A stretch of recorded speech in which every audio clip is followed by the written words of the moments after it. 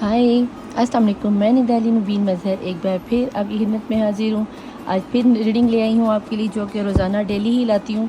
और टॉपिक हमेशा ये रहता है कि आपके पर्सन की करंट सिचुएशन क्या रहेगी, यानी कि आज सारा दिन उनकी क्या सिचुएशन रहेगी। लेकिन आज हम देखेंगे यू वर्सेस देम में आपकी और आपके पर्सन की क्या सिनेरियो रहने वाला है, क्या सिचुएशन रहने वाली है, और आप दोनों एक दूसरे को लेकर कितने ट्रू हैं।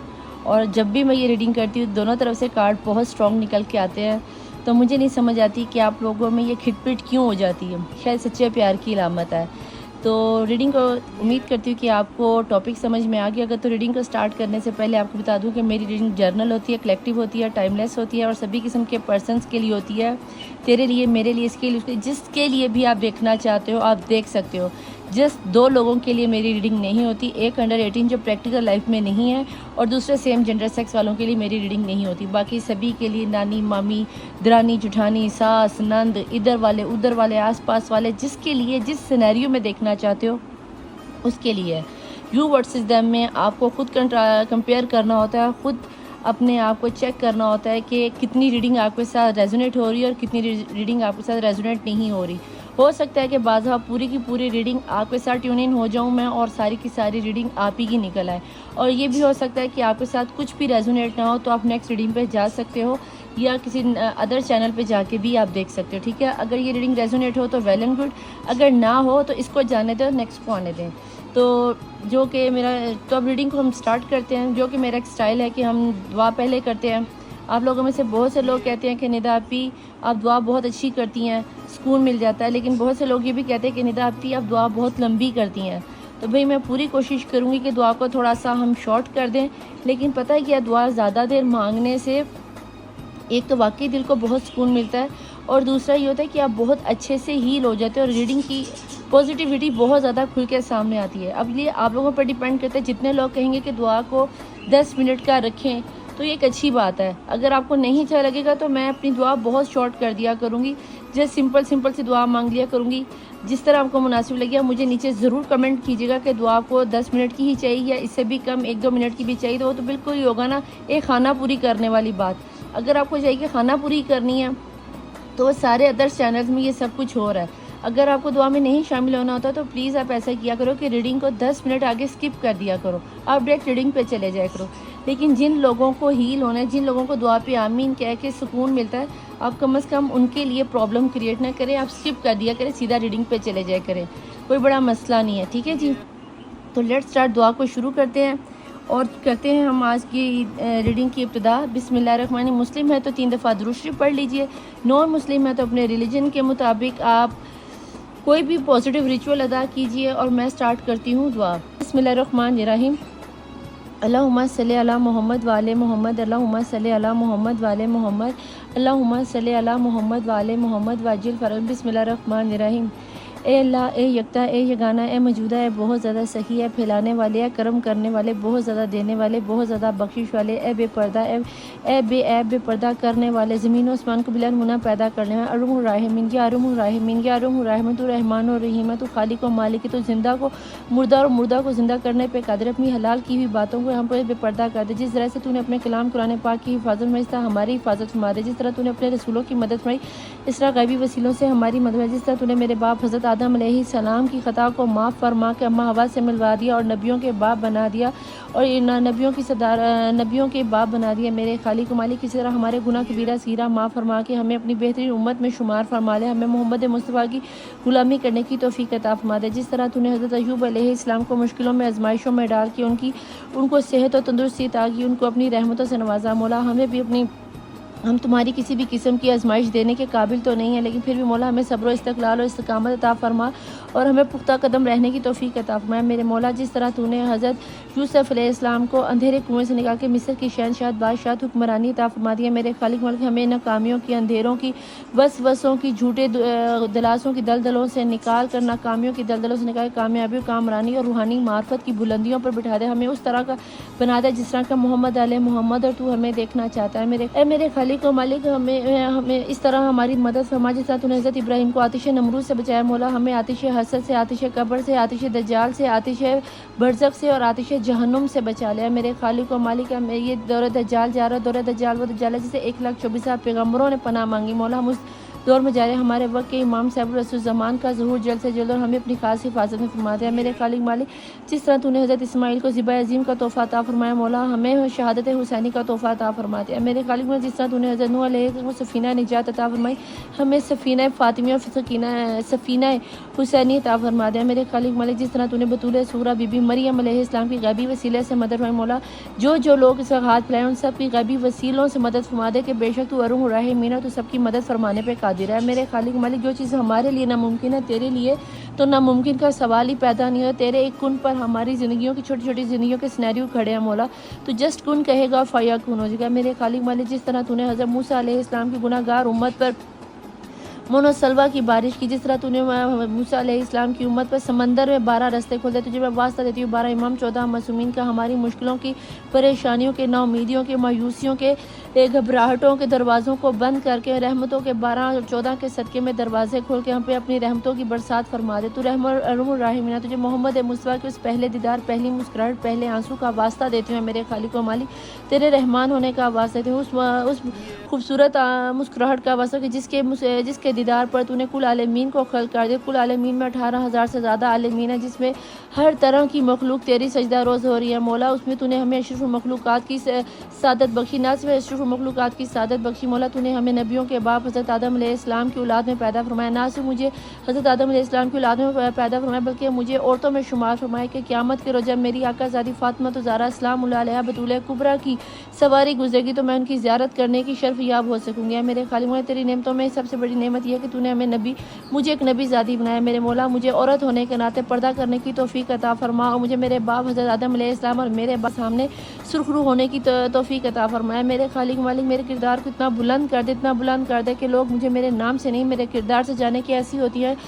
उम्मत मुस्लिमा मोहम्मद मुसा सल्लल्लाहु अलैहि वसल्लम की कनीज़े ऐसे होते हैं, उम्मत मुस्लिमा के मुसलमान है। मेरे खालिक मालिक मुझे कि तेरी नेमतों में सबसे बड़ी नेमत यह कि तूने मुझे अपने प्यारे महबूब मोहम्मद मुस्तफ़ा सल्लल्लाहु अलैहि वसल्लम की गुलामों में, आशिकों में, हाज़रीन में, नाज़रीन में, चाहने वालों में, आशिकीन में, जान कुर्बान करने वालों में, ख़ास उम्मत में पैदा फरमाया और वफ़ादारों में पैदा फरमाया। मेरे खालिक मेरे किरदार को इस कदर बुलंद कर दे, मुझे इस कदर रूहानी मार्फत बना दे जब क़यामत के रोज़ मैं तेरे हुज़ूर खड़ी हूँ तो मौला मेरे सर पर जब मोहम्मद मुस्तफ़ा सल्लल्लाहु अलैहि वसल्लम की सरदारी का ताज रखा जाए तो मेरे कमज़ोर कंधे से उठाने के काबिल और मैं मोहम्मद 1,24,000 पैगम्बरों के सामने सुरखरू हो सकूँ। मेरे खालिक में तेरे नेमतों में सबसे बड़ी नेमत ये भी कि तूने मुझे अपनी वहदानियत मोहम्मद मुस्तफ़ा सल्लल्लाहु अलैहि वसल्लम की रिसालत और मौला अली अलैहिस्सलाम की वलायत से नवाजा है। मेरे मौला तेरी नेमतों में सबसे बड़ी नेमत ये भी है कि तूने मुझे 1400 साल का बतूल कुबरा की जनाब फ़ातिमा ज़हरा जिनका लक़ब हिजाब भला, जो खुद के तेरा हिजाब है, जो रहमत लिल आलमीन के लिए रहमत बन के, जो कुल्ले ईमान मौला मशहूर शेर खुदा की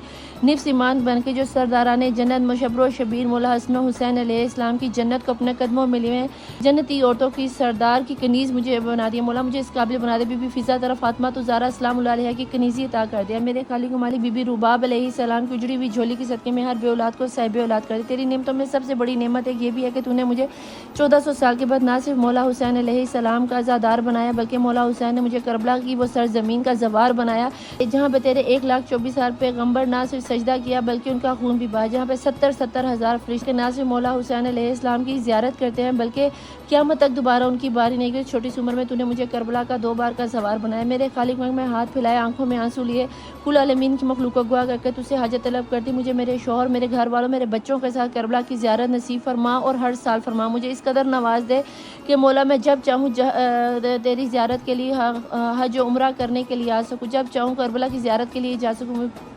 जिसने इस वक्त हाथ फैलाया, जो मुस्लिम है या गैर मुस्लिम, इनको इनके रिचुअल्स के मुताबिक इबादत करने की तौफीक अता। जो मुसलमान है उन्हें हज उम्रा ज़ियारत मशहद सामरा काज़मैन और शाम की ज़ियारत करने की तौफीक अता। जिन्हें रूहानी मार्फत चाहिए मौला इमाम बाकर अलैहिस्सलाम के अलूम के सदक़े में उन सब को रूहानी इल्म अता फरमा, बातनी इल्म अता फरमा। जो लोग बच्चे पेपर दे रहे हैं मौला उन्हें कामयाबी कामरानी अता फरमा। जो लोग बीमार है सीरान शाम और करबला मौला सज्जाद अलैहिस्सलाम के सदक़े में उनको सेहत और तंदुरुस्ती दें। जो लोग अस्पताल में पड़े उन्हें सेहत और तंदुरुस्ती अता फरमा दे। मेरे खालिक हर बे औलाद को साहिब औलाद कर दे। बीबी रुबाब फातिमा ज़हरा सलामुल्लाह के शिकस्ता पहलू के सदक़े में हर बे औलाद को साहिब औलाद कर दे। जिन्हें बेटों की ख्वाहिश है उन्हें अली असगर की गुलाम अता कर दे। जिन्हें बेटियों की ख्वाहिश है उन्हें बाली सकीना की कनीज़ अता फरमा दे। मेरे खालिक मौला जिन बच्चे बच्चियों की शादियाँ नहीं हो रही उनके लिए बेहतरीन वर्क खोल दे। जो माँ बाप अपने औलाद की बदतमीज़ियों की तरह से बद इखलाकी की वजह से परेशान हो उनका फरमा बरदार बना दे। माँ बाप की परेशानियों को दूर फरमा दे, चाहे वो किसी भी रिलीजन से हैं, चाहे वो किसी भी मज़हब से आए या चाहे वो किसी भी तरह से अपने बच्चों की परेशानियों को लेकर परेशान है, उनकी परेशानी को ख़त्म फरमा दिया। मेरे खालिक मालिक हर बच्चे को वालिदैन का फरमा बरदार बने। हर परदेसी को खैर-ओ-आफियत से उसके घर वालों से मिला दे। जो लोग परदेश जाकर कमाना चाहते हैं, पढ़ना चाहते हैं, स्टडी के सिलसिले में उनकी मुश्किलों को आसान फरमा दिया। मेरे खालिक मालिक जो लोग बेजुर्म असीर हैं उन्हें असीरान शाम के सदक़े में रिहाई की खबर सुना दिया। मेरे खालिक मालिक उम्मत मुस्लिमा की औरतों की हिफाजत मादे ने पर्दा करने की तौफीक अता फरमा दिया। मेरे खालिक मालिक जिसके दिल में जो जायज़ आ जाता है उसको कबूलियत की मोड़, जो लव मैरिज करना चाहते बीबी जुलेखा और हज़रत यूसुफ अलैहिस्सलाम के निकाह के सदक़े में उनकी शादियाँ करवा दे, उनको एक कर दिया। मेरे खालिक में जिनकी शादी में डिले हो गया बीबी खतीजा सलामुल्लाह अलैहा और रसूलुल्लाह सल्लल्लाहु अलैहि वसल्लम के निकाह के सदक़े में उन्हें एक कर दिया। मेरे खालिक मालिक जिन बहन भाइयों में किसी वजह से ना इत्तफाक़ी हो गई, लड़ाई झगड़े हो गए, उनके आपस में बीबी ज़ैनब और मौला हुसैन के प्यार के सदक़े में उनको उन बहन भाइयों को एक कर दिया। मेरे खालिक मालिक जो लोग जदाद की खातिर एक दूसरे लड़े उनमें सब्र इस्तक़लाल पैदा करे। जो लोग बेघर हैं मौला उनको अपने खाना काबा के घर के सदक़े में, मौला हसन के दस्तरखान के सदक़े में अपने अपने घर अता कर दे। मौला जो लोग बेरोज़गार है उन्हें रोज़गार अता फरमा दे। जो लोग जॉबलेस हैं उन्हें जॉब करवा दे। जो बिज़नेस करना चाहते हैं उन्हें उनके बिज़नेस करने में कामयाबी कामरानी अता फरमा दे। जो लोग परदेश से वापस अपने घर वालों में आना चाहते हैं मौला उनको खैर-ओ-आफियत से उनके घर वालों के साथ मिला दिया। मेरे खालिक हमारे मुल्क पाकिस्तान की हिफाजत फरमा दिया। मेरे मौला जो लोग इस वक्त जिस मुल्क से उनको उनके मुल्क की हिफाजत फरमा दे, उनको उनकी इज़्ज़तों की हिफाजत फरमा दे। मेरे खालिक मालिक ख़ास करके मुल्क फ़लस्तीन की हिफाजत फरमा दे, मस्जिद अक्सा की हिफाजत फरमा दे। ठीक उसी तरह जिस तरह तूने खाना काबा की हिफाजत करने के लिए बाबील को भेजा मौला मस्जिद अक्सा और फ़लस्तीन के मुसलमानों की हिफाजत के लिए अपने गायबी वसीले से मदद फरमा। बेशक तू ही मदद फरमाने वाला है मौला। तुझे फातिमा ज़हरा की शिकस्ता पहलू को वास्ता मेरे वक्त के इमाम साहिबुल असुज़्ज़मान का वास्ता देती हूँ। ऐ मेरे वक्त के इमाम फातिमा ज़हरा की शिकस्ता पहलू का वास्ता देती हूँ, जल्द से जल्द आपका ज़रूर मैं मोहम्मद मुस्तफ़ा सल्लल्लाहु अलैहि वसल्लम की मखलूक को गवाह करके कुल आलमीन की मखलूक को गवाह करके मोहम्मद मुस्तफ़ा सल्लल्लाहु अलैहि वसल्लम मौला मुश्किल कुशा शेर खुदा फातिमा ज़हरा सलामुल्लाह अलैहा, मौला हसन अलैहिस्सलाम, मौला हुसैन अलैहिस्सलाम, मौला इमाम ज़ैनुल आबिदीन अलैहिस्सलाम, मौला इमाम बाकर अलैहिस्सलाम, मौला इमाम जाफ़र सादिक अलैहिस्सलाम, मौला मूसा काज़िम अलैहिस्सलाम, मौला अली रज़ा अलैहिस्सलाम, मौला इमाम जवाद तकी अलैहिस्सलाम, मौला अली नकी अलैहिस्सलाम, मौला इमाम हसन अस्करी अलैहिस्सलाम, आखिरुल ज़मान इमाम मेहदी अलैहिस्सलाम, बाबुल हवाए मुस्लिम बिन अकील अलैहिस्सलाम, बाबुल हवाए मौला गाज़ी अब्बास शहंशाह मौला गाज़ी अब्बास अलैहिस्सलाम, बाबुल हवाई अली असगर अलैहिस्सलाम और मुस्लिम बिन अकील मौला मूसा काज़िम अलैहिस्सलाम, कोई शहदा करबला में उन्होंने मोहम्मद इब्राहीम और मौला हसन के बेटे मौला कासिम और शबीह पैगंबर मौला अली अकबर को गवाह करके मौला मैं आपको वास्ता देती हूँ फातिमा ज़हरा सलामुल्लाह अलैहा के शिकस्ता पहलू का और हाज़िर नाज़िर जान के गवाही देती हूँ कि फातिमा ज़हरा सलामुल्लाह अलैहा सच्ची थी, सच्ची हैं और क़यामत तक सच्ची रहेंगी। मैं फातिमा ज़हरा सलामुल्लाह अलैहा मोहम्मद के दुश्मनों पर लानत करती थी, लानत करती रहूँगी। इसी शहादत पर मैं दुनिया पे हूँ, इसी शहादत पर मैं दुनिया से जाऊँगी और इसी शहादत पे कब्र में रहूँगी, इसी शहादत पे बरज़ख में रहूँगी, इसी शहादत पे क़यामत वाले दिन उठूँगी और इसी शहादत पर मैं पुले सरात को पार करती गुलामी फातिमा को अदा करते हुए जन्नत में जाऊँगी। मेरे खालिक में मैंने जो मांगा वो भी अता कर, जो नहीं मांग सकी मौला वो भी अता कर। जिसके दिल में जो जायज़ हाजत है, जिसने मेरे ज़िम्मे अरीज़े लगाए थे मौला तहज्जुद की नमाज के साथ इस टाइम भी मैं तेरी बारगाह इलाही में ये सारे अरीज़े रखती हूँ, इसको अपनी बारगाह इलाही में कबूल और मंजूर फरमा और सबकी दिली कल्बी जायज़ हजात को जल्द से जल्द कबूल फरमा दे। जो माँ बाप अपने बच्चों से दूर हैं, जो बच्चे अपने माँ बाप से दूर हैं मौला उनको उनसे मिला दे मौला, एक दूसरे की दिलों में मोहब्बतें डाल दे मौला, फ़िरका वारियत को ख़त्म फरमा दे। बेशक तू अरहमुर राहिमीन है, तू रहमान और रहीम है। मैंने जो मांगा वो भी अता कर, जो नहीं मांग सकी वो भी अता कर है। मेरे खालिक में जो हमारे हक में बेहतर है वो भी अता कर और जो हमारे हक में बेहतर नहीं उसे बेहतरीन तर करके अता फरमा दे कि मौला तू हर चीज़ पे खालिक को कुदरत रखने वाला है, तू मालिक को कुदरत रखने वाला है। तुझे तेरे रब होने का वास्ता, मैं तुझे तेरे रबूनियत का वास्ता देती हूँ, मैं तेरे वदूद होने का वास्ता, मैं तेरे अव्वल व आखिर होने का वास्ता देती हूँ। अगर मेरे से कोई दुआ मांगने में कोई कताही हो गई, कोई बात करने का अंदाज़ गलत हो गया तो मौला मुझे माफ़ फरमा देना, दुआ मांगने वालों को माफ़ फरमा देना। मेरे खालिक और मालिक तुझे वास्ता देती हूँ बतूल की चादर का, हमारी हिज में जो जायज़ सजात है उसे कबूलियत की मोहर लगा दे। हर किस्म की परेशानी को असीराने शाम के सदक़े में माफ़ फरमा दे। हर यतीम को ख़ास अपनी हिफाजत फरमा दे। हर बेरोज़गार को मौला हसन के दस्तरखान से रिज़्क़ अता फरमा दे और हम सब को मौला हसन अलैहिस्सलाम की तरह दस्तरखान लगाने की तौफ़ीक़ अता फरमा। आमीन सुम्मा आमीन। Welcome to my channel the tarot world. Nida Ali Mubeen Mazhar 1616 एक बार फिर देखती आंखों सुनते कानों। मैं निदा अली मुबीन मज़हर का आप लोगों के लिए ढेर सारा प्यार, ढेर सारी मोहब्बत, ढेर सारा नमस्ते और सत श्री अकाल। I love you each one of you जिन लोगों ने मेरे चैनल को लाइक किया, सब्सक्राइब किया, शेयर किया और मेरे साथ अब तक बने हुए हो, अपने कमेंट्स करते हो, अपने सिटी का नाम बताते हो, अपनी प्रॉब्लम्स बताते हो, ताकि इन चीज़ों से ना मुझे अच्छा रिस्पांस मिलता है और फिर मैं आपके लिए रीडिंग ला पाती हूँ। तो लेट्स स्टार्ट। रीडिंग को स्टार्ट करते हैं, टाइम ना ज़्यादा लेते, हमने चेक करना है यू वर्सेस देम, आप और आपके पर्सन में किसका लव ज़्यादा ट्रू है, कौन किसके लिए ज़्यादा सच्चा और पक्की मोहब्बत रखता है। तो हम यहाँ पर यूनिवर्स से पहले चेक कर लेंगे। 3 कार्ड आपके होंगे और 3 ही कार्ड आपके पर्सन के होंगे, फिर देखेंगे म्यूचुअल एनर्जीज में क्या निकल के आता है। ठीक है जी, बिस्मिल्लाहिर्रहमानिर्रहीम। स्प्रेड अच्छे से खुल जाओ और बहुत ही प्यारे तरीके से स्प्रेड खुल गया, वेरी नाइस। प्रैक्टिस बहुत है ना, सारा दिन यही काम है निदा भी जो पर्सनल रीडिंग लेते हैं उनसे पूछो, बेचारे मुझे फ़ोन कर कर के मैसेज कर कर के थक जाते हैं। ये है 3 कार्ड आपके, ये मैंने रख दी यहाँ पर, और ये 3 कार्ड आ रहे हैं जनाब म्यूचुअल आपके पर्सन के। जो भी पर्सन इस वक्त आपके जहन में है, आप चाहो तो उनका नाम 3 दफ़ा पुकार सकते हो। वैसे तो दिन रात आपकी दिलो दिमाग में पर्सन उठते बैठते गाते सोते में आपके पर्सन ही आपकी यादों में होते हैं, चाहे वो आपके मियाँ हैं, आपके पर्सन हैं, क्रश हैं, लवर हैं, मंगेतर हैं, जो कोई भी हैं, ये आपके पर्सन की एनर्जी है। तो देखते हैं कि एक दफ़ा शफल करने के बाद आप दोनों की बॉटम ऑफ द डेक की एनर्जी, दोनों इस वक्त जब ये रीडिंग आप तक पहुंची है, आप लोग क्या देख रहे हो और क्या सोच रहे हो एक दूसरे के बारे में लेकर या फिर अपने इस रिश्ते को लेकर। बिस्मिल्लाहिर्रहमानिर्रहीम। दी माइजर, ओके, दोनों ही रिश्ते को बचाना चाह रहे हो, दोनों के लिए ही पॉलिटिक्स चली जा रही है। निदा आपी क्या कह दिया आपने भाई, अब मैं उसके नीचे क्या ही गंदी एनर्जी दिखाऊं, क्या आ रहा है। और 4 की एनर्जी किसी के लिए बहुत अहम हो सकती है, लेकिन लेट्स स्टार्ट।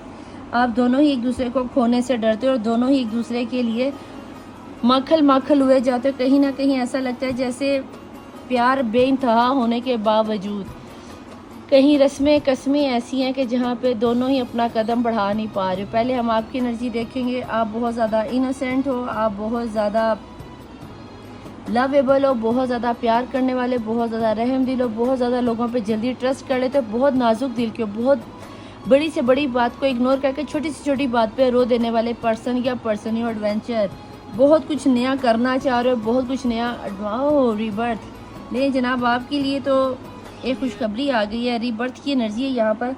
कहीं ना कहीं मुझे ऐसा नज़र आता है कि जैसे आप अपने पर्सन को एक बार फिर से मौका देने के लिए तैयार हो, क्योंकि आप अपने पर्सन को खोना नहीं चाह रहे। और रिबर्थ कहीं ना कहीं ये आपका पास्ट लाइफ कनेक्शन है, कहीं ना कहीं आपका कार्मिक रिलेशन है, और कहीं ना कहीं ये आपका अज़लों से जुड़ा हुआ रिश्ता है। क्योंकि आपके रिश्ते में एक बात तो कंफर्म होगी रिबर्थ से कि टावर मूवमेंट तो आ चुका है, सेपरेशन हो चुकी है, अलग हो चुकी हो, अच्छा खासा लड़े हो, झगड़े हो, आपने अपने मियाँ की, अपने लवर की, अपने मंगेतर की, अपने क्रश की अच्छी खासी गुस्से की, तनकीद की, ना बर्दाश्त करने वाली बातों को सह कर और फिर थोड़ा बहुत आगे से जवाब भी देकर आप चले गए थे, या वो चले गए थे आपको छोड़कर। जाने के बाद भी आपको कहीं ना कहीं रियलाइज़ हुआ कि मैं इस बंदे के बिना नहीं जी सकती, मुझे इसकी बड़ी गंदी लत पड़ गई है, मुझे तो तेरी लत पड़ गई भाई, वही लत पड़ी हुई है आपको। और रीबर्थ का मतलब यहाँ पे ये है कि आप और आपके पर्सन दोनों ही एक दूसरे की लत में आए पड़े और दोनों ही एक दूसरे के बिना नहीं रह पाओगे। तो अगर ये सिस्टम है, और रिबर्थ का मतलब ये नहीं होता कि आप क्या नाम नहीं आता अपने पर्सन के साथ दोबारा से रिकनसाइल होने से। रिबर्थ का मतलब होता है कि कुदरत की तरफ से आपका इम्तिहान लिया गया था, जहाँ से आपका रिश्ता कमज़ोर हुआ वहीं से आपके रिश्ते में ब्रेक आया, और उस रिश्ते की उस कमज़ोरी को पावरफुल करने के लिए अल्लाह ने आपको अलग किया। अब जब आप दोबारा यूँ जुड़ जाओगे, आपको जितना मर्जी जोर लगाए आप अलग नहीं होंगे, क्योंकि आप दोनों को आपकी वर्थ फील होगी, आप दोनों को आपकी अहमियत महसूस होगी कि तुम इसके बिना क्या हो। और वो एक जिस्म है तो दूसरी जान है, और अगर एक जान है तो दूसरा जिस्म है। अब आपके पर्सन के कार्ड खोलते हैं, देखते हैं क्या निकल के आता है। चलो गैस करो क्या क्या निकल के आएगा।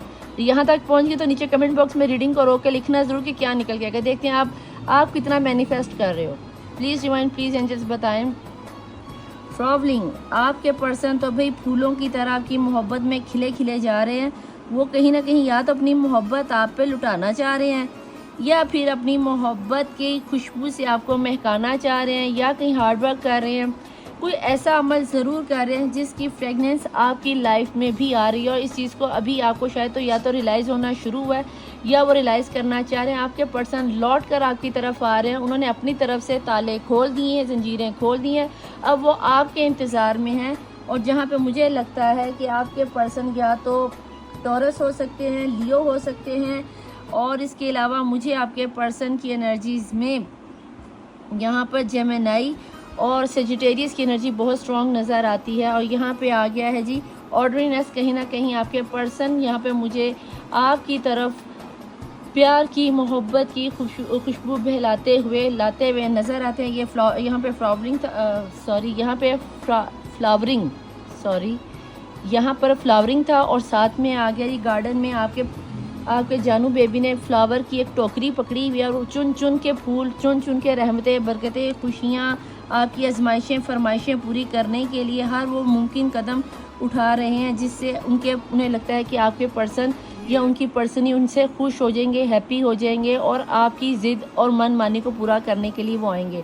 यहाँ पर मैं आपके साथ एक बात बहुत क्लियर कर दूँ कि अगर आपके पर्सन आपकी लाइफ में से डिवोर्स होने की नौबत पे आ गए या डिवोर्सी हो चुकी हो, तो डेफिनेटली आपकी लाइफ में फिर कोई नया पर्सन आ रहा है। फिर आप इसे अपने मियाँ के लिए कंसीडर रीडिंग को नहीं कर सकते। ये आप हर रीडिंग में मुझे आपको बताना पड़ता है कि आप लोग अक्सर आए कहते हैं कि निदा आपी हमारी तो डिवोर्स हो गई है, ये हो गया, वो हो गया, मेरी बीवी ने दूसरी शादी कर ली है। ऐसी कंडीशन में अगर आपको लगता है कि आपकी बीवी की शादी होगी या आपके मियाँ ने दूसरी शादी कर ली है, तो फिर जब यू वर्सेस थर्ड पार्टी में है ना, तब आप अपनी रीडिंग को लाजमी चेक किया करो कि अब वहाँ का सिनेरियो क्या है। लेकिन अभी यू वर्सेस देम में मैं यहाँ पे बता दूँ कि ये लवर के लिए, क्रश के लिए, डिवोर्सेस के लिए और एक्स्ट्रा मैरिटल अफेयर वालों के लिए रीडिंग होती है, या ऐसे लोगों के लिए जो नए नए इश्क में शुकी में पड़ जाते हैं, या सच्चे इश्क में पड़ जाते हैं, या सच्चे ट्विन फ्लेम या लवर्स बन जाते हैं, ये उन लोगों के लिए रीडिंग है।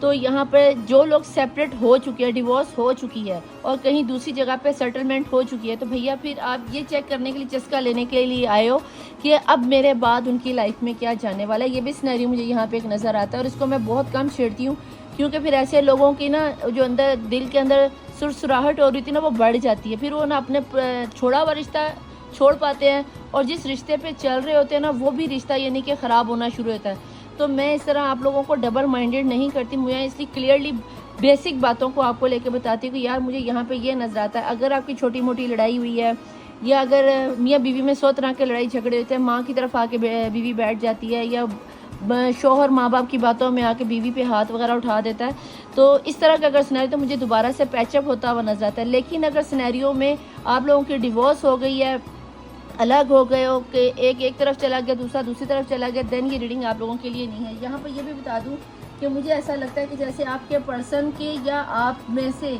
कोई सिंगल मदर या सिंगल पेरेंट ज़रूर है जो कि अपने 2 या 3 बच्चों के सिनेरियो के साथ इस रीडिंग पर आया है और सोच रहा है कि शायद मेरे पर्सन मुझे वापस ले आए, क्योंकि यहाँ पे एक बच्चा है जो कि इंतज़ार कर रहा है। आपको ये कंप्रोमाइज़ करना पड़ेगा, इस बच्चे के लिए आपको कंप्रोमाइज़ करना पड़ेगा। हो सकता है कि आपके, अगर आप प्रेग्नेंट हुई हैं तो आपके पर्सन को ना पता हो कि आप प्रेग्नेंट हैं, उनके बच्चे की माँ बनने वाली हैं। तो प्लीज़ अपने शौहर तक कितना पैगाम ज़रूर पहुँचाने में कोशिश करो कि भाई मैं तुम्हारे बच्चे की माँ बनने वाली हूँ, तो प्लीज़ मुझे आके घर ले जाओ, या मेरा ये मसला है। अपनी अना को थोड़ी देर के लिए मारो। ये रीबर्थ होता हुआ मुझे नज़र आता है। आपकी लाइफ में नई खुशियाँ बागो बहार आती हुई नज़र आती है। ये जो बहुत ज़्यादा आप इनोसेंट बने हुए हो ना, बहुत ज़्यादा आप में रहम दिली आ रही है, लोगों की बातों में बहुत जल्दी आ जाते हो, तो लोगों की बातों में इतनी जल्दी ना, ये आपको एक छोटी सी चीज़ यहाँ पर दिखाऊँ आपके सिनेरियो में, अगर मैं देखूँ, अगर इतने मेच्योर होने के बाद भी अगर आप इस तरह के किसी ड्रैगन को पकड़ ले, तो ये ड्रैगन फ्लाई है,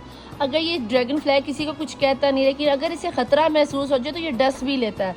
तो अगर इस तरह का शादी के रिश्ते में अगर आपको लगता है कि आपके रिश्ते में किसी ने आपको डस लिया है, कोई नज़र बद नज़र लग गई है, या चांद ग्रहण या सूरज ग्रहण के कोई मून नाइट के असरात आ रहे हैं, जैसे कि आपकी मून नाइट आने वाली है, ये कल या परसों अमावस की रात आ जाएगी, तो भैया अमावस की रात के आने वाले 2 दिन पहले और न्यू मून के साथ ही ये असरात मिले जुले बाज़फ़ा जिनके ऊपर मैजिक हुआ होता है और उन्होंने अपना हिसार बंदी नहीं की होती, तो उनके ऊपर ये न्यू मून की इफेक्ट और ब्लैक नाइट अमावस की रात के इफेक्ट बहुत बुरे पड़ते हैं, क्योंकि एक तरफ नई शुरुआत हो रही है और एक तरफ महीने का एंड होता है और आसमान पर हवाई चीज़ें बहुत ज़्यादा होती हैं।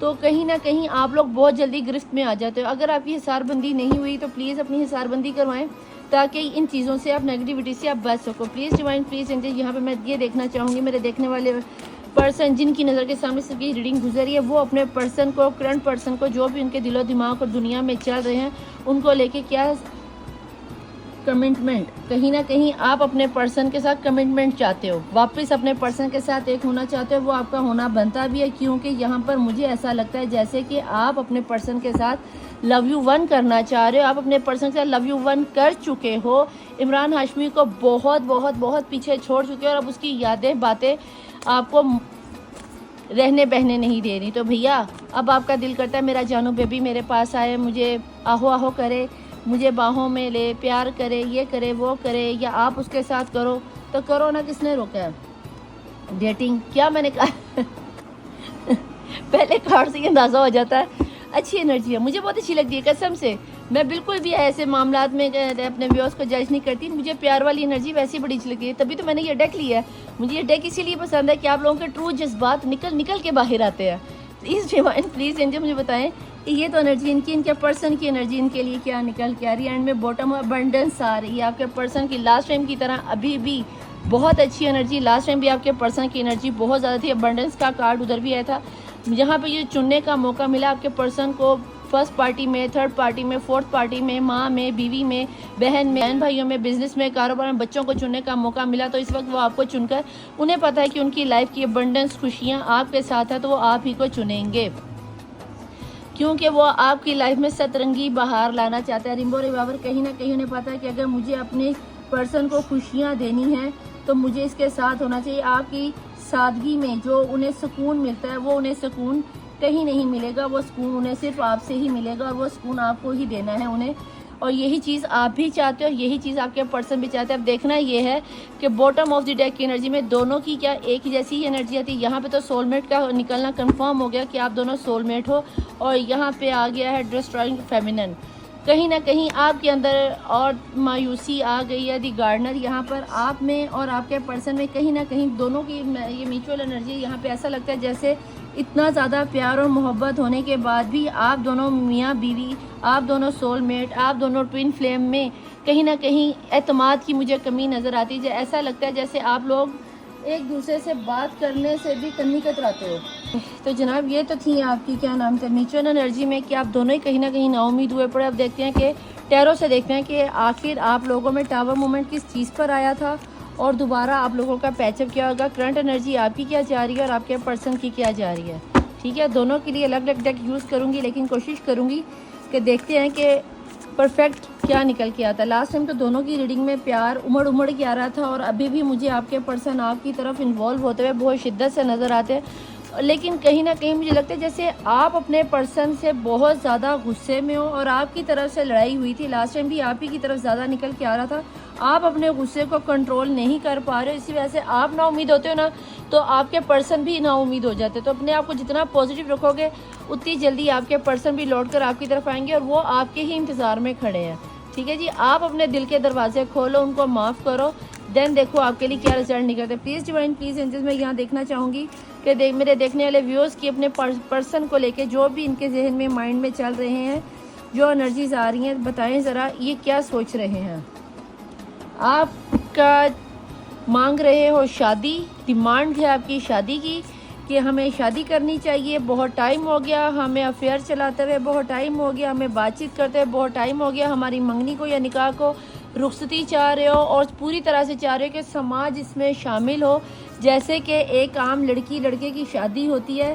दोबारा से 4 ऑफ पेंटिकल की एनर्जीज के साथ यहाँ पे आया था। कहाँ पे आया था 4 ऑफ पेंटिकल की एनर्जी? माइजर के साथ। ये बॉटम ऑफ द डेक की एनर्जी में 4 ऑफ पेंटिकल की एनर्जी और एक बार फिर आपकी इसमें आ गया है 4 ऑफ पेंटिकल। आप अपने पर्सन को खोना भी नहीं चाह रहे और अखरोट की तरह बने हुए ऊपर से उसे फुल गुस्सा दिखा रहे हो, अंदर से उसे खोने की ताकत नहीं रखते, लेकिन गुस्सा उतना ही दिखाना कि जितने गुस्से को आप अफोर्ड कर सको।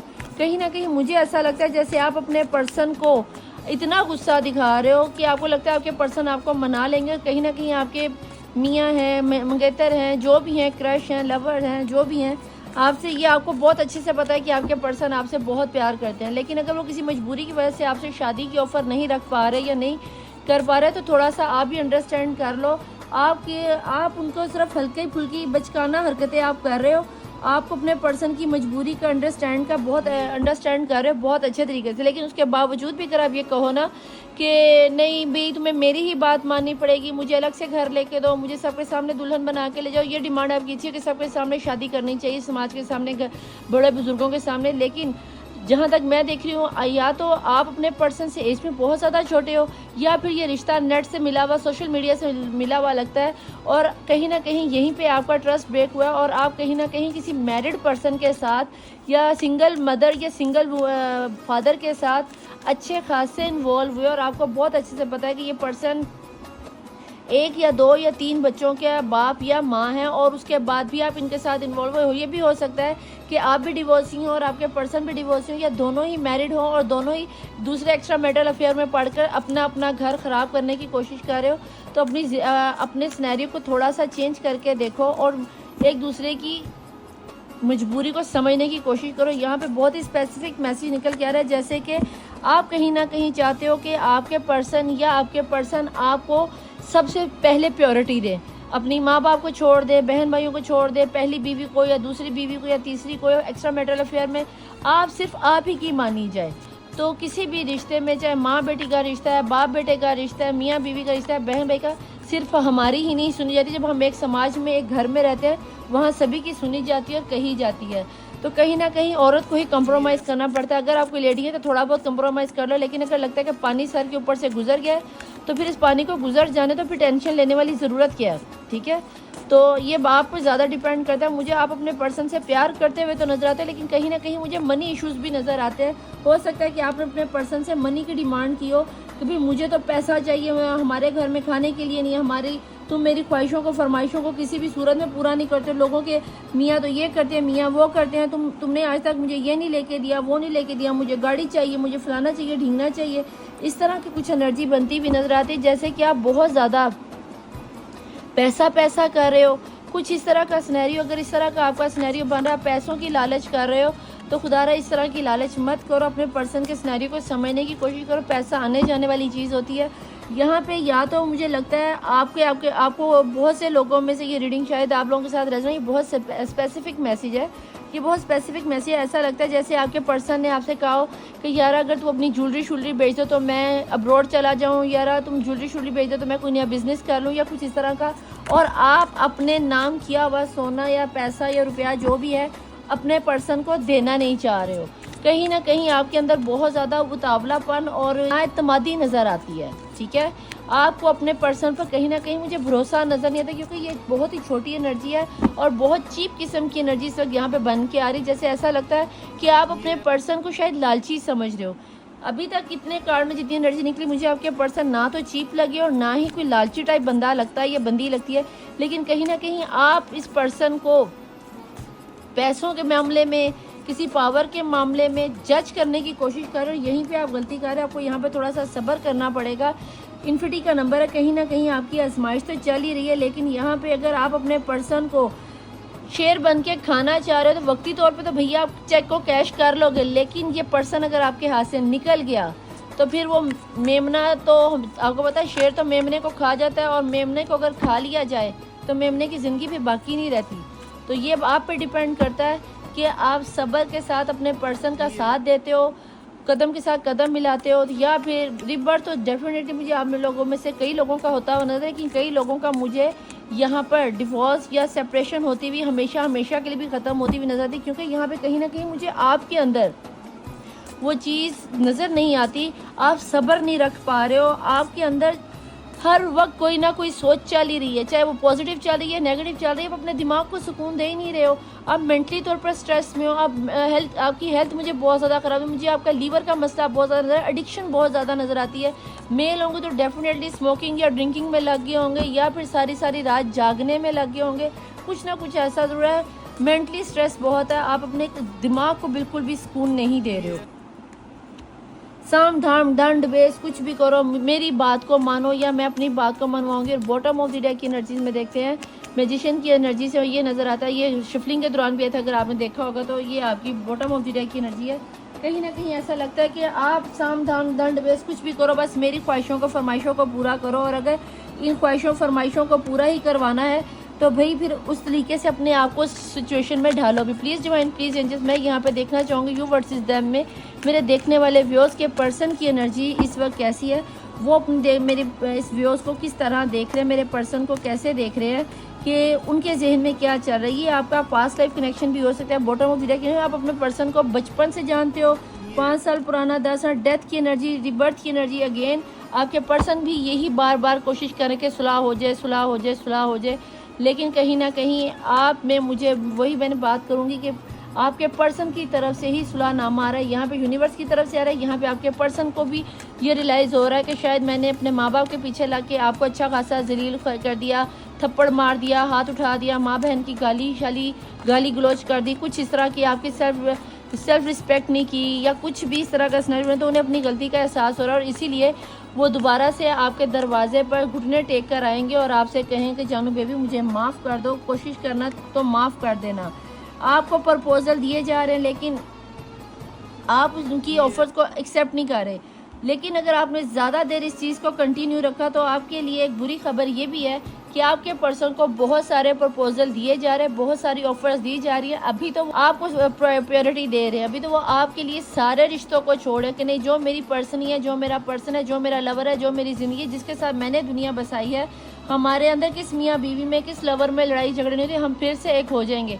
लेकिन अगर आपने इस चीज़ को कंटिन्यूसली बरकरार रखा तो भैया जाहिर सी बात है मर्द ज़ात ज़्यादा देर वेट नहीं कर पाती, और अगर तो चाहे मर्द ज़ात हो तो वो ज़्यादा देर कंट्रोल नहीं कर पाती, और औरत ज़ात हो तो उसको माशरे का, घर वालों का इतना होता है कि रिश्ता आ गया कर लो, अच्छा रिश्ता, अच्छा रिश्ता, अच्छा। लड़की बेल की तरह होती है। अगर कोई मेल देख रहा है तो ये बता दूं कि औरत ज़ात बेल की तरह होती है, उसे एक मजबूत सतून की, एक मजबूत दरख्त होती है, जो पहला मजबूत दरख्त उसे मिलता है वो उसी के साथ लिपट जाती है। कुछ तो लिपट जाती है और कुछ को उठा के लिपटा दिया जाता है कि भैया कब तक बाप के सहारे पे रहेगी, तुझे तेरा जीवन साथी चाहिए। तो अभी तो वो साम धाम दंड बेस कुछ भी करके हर रिश्ते को इग्नोर कर रही है, पर कब तक, हर जगह पे मनमानी भी नहीं चलती। तो अपने पर्सन की भी मजबूरी को आप लोग अंडरस्टैंड करो। अगर वो आपकी तरफ हाथ बढ़ा रहे हैं तो उन्हें बढ़ाने दो। बहुत तेज़ी से बंदा या बंदी आपकी लाइफ में आना चाह रहे हैं, बहुत फायरी नेचर आपके पर्सन की, और आपके बिना वो जी नहीं पा रहे। लेकिन कहीं ना कहीं आपकी ज़िद से आपकी ज़िंदगी मुझे ख़राब होती हुई नजर आती है। खुदारा प्लीज़ थोड़ा सा पॉजिटिव हो जाओ।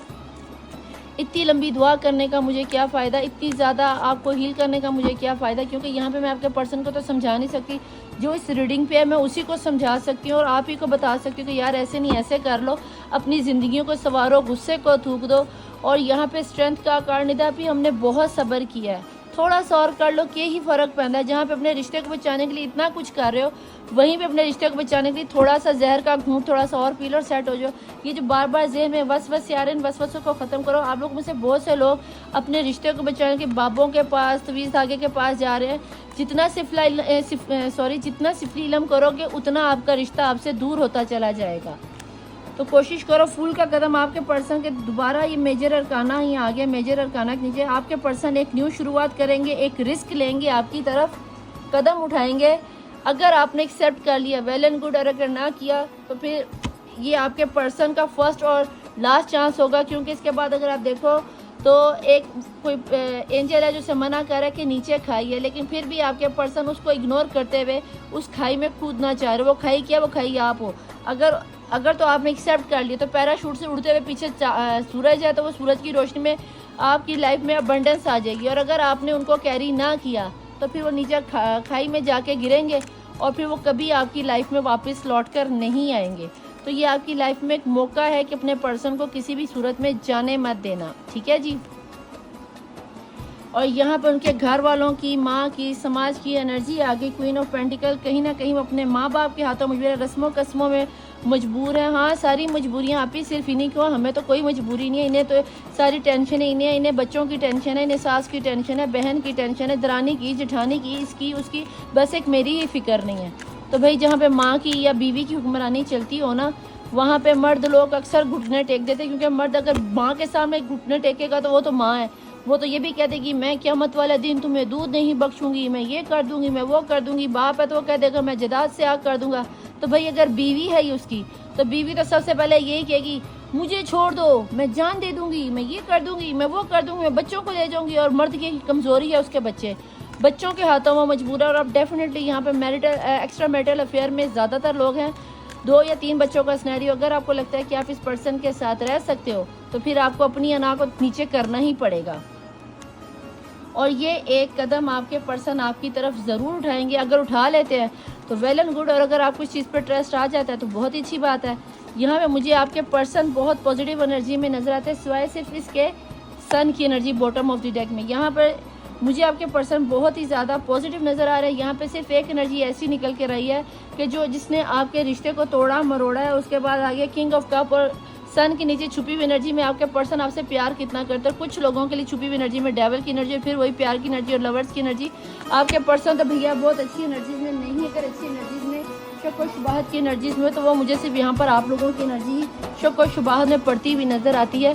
अगर इस तरह का कोई सिनेरियो है तो भैया अपने आप को पॉजिटिव एनर्जीज में कर लो। स्टार साइंस यहाँ पे बता दूँ तो तकरीबन सभी आ जाते हैं मैजिशियन में और सन की एनर्जी में। लियो की एनर्जी बहुत ज़्यादा, एरिस की एनर्जी, पाइसिस की एनर्जी, एक्वेरियस की एनर्जी, कैप्रिकॉर्न की एनर्जी, लिब्रा की और जेमिनी की एनर्जी मुझे यहाँ पे बहुत स्ट्रॉन्ग नज़र आती है। यहाँ पे कहीं ना कहीं टॉरस की एनर्जी बहुत ज़्यादा स्ट्रॉन्ग है। और इसके अलावा मुझे यहाँ पर पाइसिस की एनर्जी भी स्ट्रॉन्ग है। तकरीबन ओवरऑल सारे स्टार आ गए। अगर डेट ऑफ बर्थ बताऊँ तो यहाँ पे मुझे 5 की एनर्जी, 2 की एनर्जी, 3 की एनर्जी, 13 की एनर्जी, 29 की एनर्जी, 22 की एनर्जी, 21 की एनर्जी, 18, 9, 1 की एनर्जी बहुत ज़्यादा है। इसके अलावा 23 और 27, 26 के साथ मुझे यहाँ पर 14 और 19 की एनर्जी भी बहुत ज़्यादा नज़र आती है। और यहाँ पे बहुत से लोगों के लिए एक न्यू शुरुआत होती हुई नज़र आती है।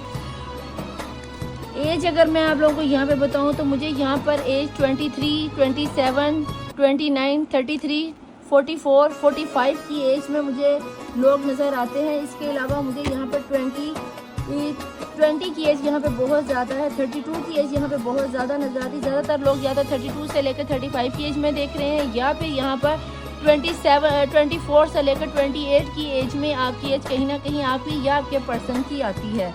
तो अगर इस तरह का कोई सिनेरियो, तो मैं यहाँ पे कहूँगी कि अगर आप अपने इस थोड़े से पास से निकल कर अपने पर्सन की बातों पर कान धरो तो भाई बहुत खूबसूरत दिन आपकी लाइफ में चढ़ने वाला है। अगर आप मान लो तो, बाकी आपकी मर्जी है। प्लीज़ एंजल्स, प्लीज़ डिवाइन मुझे यहाँ पे बताएं कि ऐसे सिनेरियो में मेरे देखने वाले व्यूअर्स को क्या करना चाहिए। बिस्मिल्लाहिर्रहमानिर्रहीम। Meditation bring answer. आपको अब मेडिटेशन करनी है और अपने पर्सन का जवाब आपको खुद ब खुद मिल जाएगा, क्योंकि आपके पर्सन तो आपको बहुत अच्छे तरीके से मैनिफेस्ट कर रहे हैं। बस आप ही कहीं ना कहीं मायूसी का शिकार हो रहे हो और उसकी वजह से ही आपके पर्सन में भी थोड़ी सी मायूसी आ जाती है, ना उम्मीदी आ जाती है। लेकिन आपने नोट द राइट टाइम, अभी ये राइट टाइम नहीं, थोड़ा सा आप अपने आप को सब्र कर लो। यहाँ पे स्ट्रेंथ के कार्ड के साथ मैंने आपसे कहा था, आप लोग शायद सोच रहे हो कि हम छोड़ देते हैं, जा रहे तो जाने, तो अभी आपके लिए राइट टाइम नहीं है। अभी आपके लिए अपनी बात मनवाने के लिए राइट टाइम नहीं है। अभी किसी की बातों में आके कोई फैसला लेने का टाइम नहीं। तो थोड़ा सा सब्र और तहम्मुल से पेश आ जाओ, कुछ वक्त गुजर जाने तो आपके हक में बेहतर हो जाएगा। आपके पर्सन आपकी तरफ आ रहे हैं, आपकी तरफ कदम उठाएंगे, आपके लिए वो दुनिया को छोड़े, माँ बाप से लड़े, पुत्र, इससे ज़्यादा कोई और क्या कर भी क्या सकता है। तो इसके बाद भी अगर आपको यकीन है तो मैं क्या ही कह सकती हूँ। कंप्रोमाइज़, मैंने आपको पहले कहा थोड़ा बहुत तो आपको कंप्रोमाइज़ करना ही पड़ेगा। तो अगर आप कर लेते हो तो सक्सेस आपकी बनती है, और अगर नहीं करते तो मैं क्या ही कह सकती हूँ। परफेक्ट टाइमिंग जब आपकी आ जाएगी तो आप भी अपना फ़ैसला लेने में कामयाब हो ही जाएंगे। आज पीपल, अगर हो सके तो आपसे खुद नहीं फ़ैसला लिया जा रहा तो भैया आप फिर ऐसा करो कि कुछ लोगों से हेल्प ले लो या अपनी पर्सनल रीडिंग ले लो, और हो सके तो कोशिश किया करो कि अपनी पर्सनल रीडिंग ही लो, उसमें आपकी एनर्जीज खुलकर सामने आती है। आज मुझे लगता है मैं जिन लोगों की एनर्जीज में ट्यून इन थी, आप लोग, आपके पर्सन तो बहुत पॉजिटिव एनर्जी में, लेकिन कहीं ना कहीं मुझे आप पॉजिटिव एनर्जीज में नहीं नज़र आते। तो यहाँ पर हम देखते हैं आपके पर्सन की तरफ से क्या मैसेजेस हैं और मंथ क्या निकल के आते हैं। मेरे हिसाब से आपके मंथ में मुझे जनवरी का, मई का महीना, सितंबर और अगस्त का महीना, दिसंबर का महीना मुझे बहुत ज़्यादा अहम नज़र आता है। कहीं ना कहीं अक्टूबर और फेब का महीना भी बहुत अहम है। तो ये चीज़ देख लेना कि क्या निकल के आता है। प्लीज़ डिवाइन, प्लीज़ एंजल्स मुझे यहाँ पे बताएं मेरे देखने वाले व्यूअर्स को क्या मैसेज, मेरे देखने वाले व्यूअर्स को उनके पर्सन क्या मैसेज देना चाहते हैं। रैंडमली निकाल रही, मुझे लगता है काफ़ी मैसेज निकल आए हैं। तो अब हम देखते हैं बॉटम ऑफ द डेक की एनर्जीज़ में क्या निकल के आता है। ठीक है जी, बॉटम ऑफ द डेक की एनर्जी में है। Please don't trust people. वो कह रहे हैं कि लोगों की बातों पर ट्रस्ट मत करो।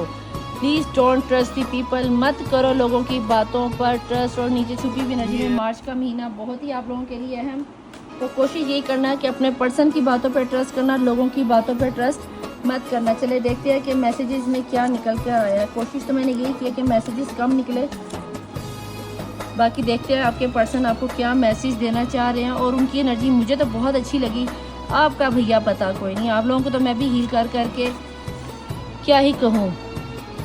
I can not sleep at night. आपके पर्सन सारी रात सो नहीं सके, वो आप ही को सोच रहे थे।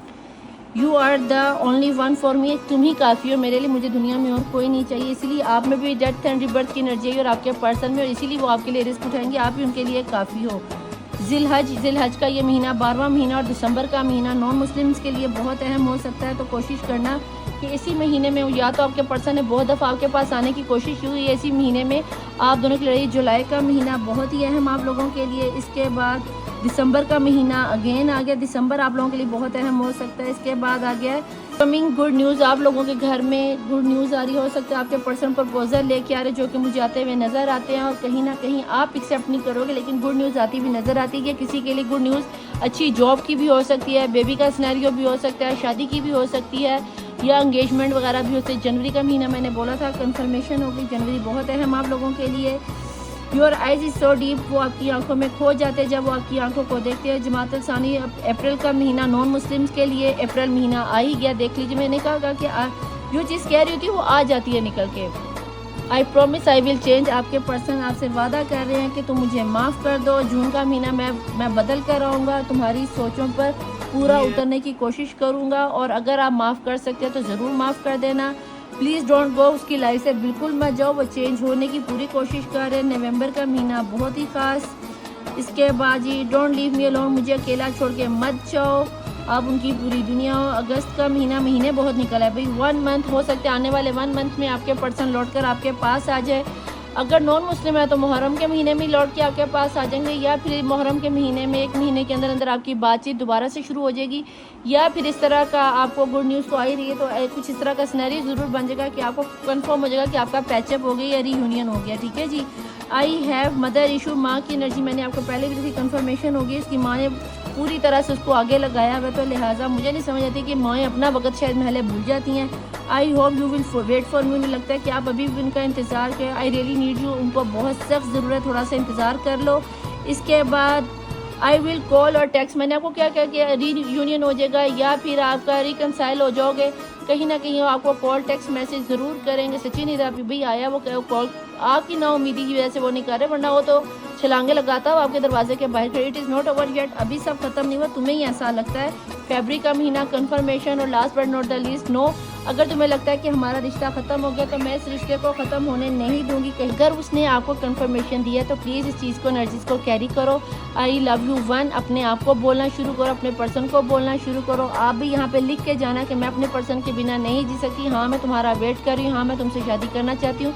तुमने 1 महीने का मैसेज किया, मुझे 1 मिनट तक भी इंतज़ार करना मुश्किल हो रहा है, फ़ौरन से आ जाओ। कुछ इस तरह की एनर्जी में प्यारे प्यारे कमेंट लिख के जाना। जितनी पॉजिटिव एनर्जीज में आप लोग मैसेज भेजोगे, उतनी पॉजिटिव एनर्जी में मैसेज आपको 5D में आपके पर्सन को जाएंगे और आपका पैचअप हो जाएगा। ठीक है जी। ये थी आज की रीडिंग यू वर्सेस देम में। उम्मीद करती हूँ कि जिस तरह आपके पर्सन बहुत ज़्यादा पॉजिटिव है, मे भी वो किसी से हीलिंग ले रहे हो। और सबसे अच्छी बात ये निकल के ये यू वर्सेस देम में कि मुझे ब्लैक मैजिक कहीं नहीं नजर आया, और ये बहुत अच्छी बात है। जिसकी भी एनर्जी में यूनियन थी बहुत अच्छी बात है। हाँ नजरें बात थोड़ी बहुत है, उसका कोई मसला नहीं, लेकिन मैजिक की एनर्जी मुझे कहीं नज़र नहीं आई। आप मुझे कहीं ना कहीं थोड़ा बहुत सिफलीलम करते हुए नजर आते हैं। तो इस चीज़ों को छोड़ो और सच्चे दिल से अल्लाह से मैनिफेस्ट करके अपने पर्सन को मांगो। रीडिंग पसंद आने की सूरत में लाइक, सब्सक्राइब और शेयर करना मत भूलना, और कम से कम 5 लोगों में शेयर ज़रूर किया कीजिए। मेरी डिवाइन फैमिली को बहुत बड़ा कर दीजिए, ताकि इसे एक तो ये सदका जारी हो जाएगा, दूसरा आपके लिए भी आसानी हो जाएगी। ठीक है जी। आप दूसरों की किसी की राह में से पत्थर हटाओ, अल्लाह आपकी रास्ते में से पत्थर हटा देगा। ठीक है। तो आपको उम्मीद करती हूँ कि बहुत ज़्यादा पसंद आएगी। मिलूंगी आपसे नेक्स्ट रीडिंग में। टिल देन अल्लाह हाफिज़, मौला वारिस, बाय।